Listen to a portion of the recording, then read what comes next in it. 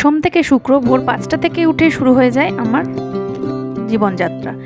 5টার সময় উঠে সমস্ত কিছু করে ছেলের স্কুলের টিফিন, ছেলের কি খেয়ে যাবে সেই টিফিন রেডি করে ওকে তুলে রেডি করে ওকে খাইয়ে দিলাম চিড়ে, দই আর গুড়, যাতে পেটটা এই গরমে ঠান্ডা থাকে। একদম বাড়ি থেকেই সেটাই করে পাঠাই। তারপরে গ্লুকন্ডির জল, টিফিন সব কিছু দিয়ে ওকে ছেড়ে এলাম গাড়িতে। ও চলে গেল স্কুলে।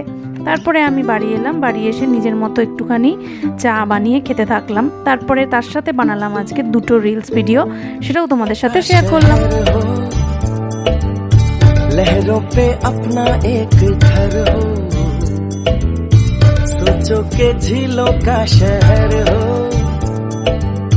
लहरों पे अपना एक घर हो, हम जो देखे सपने प्यारे सच हो सारे।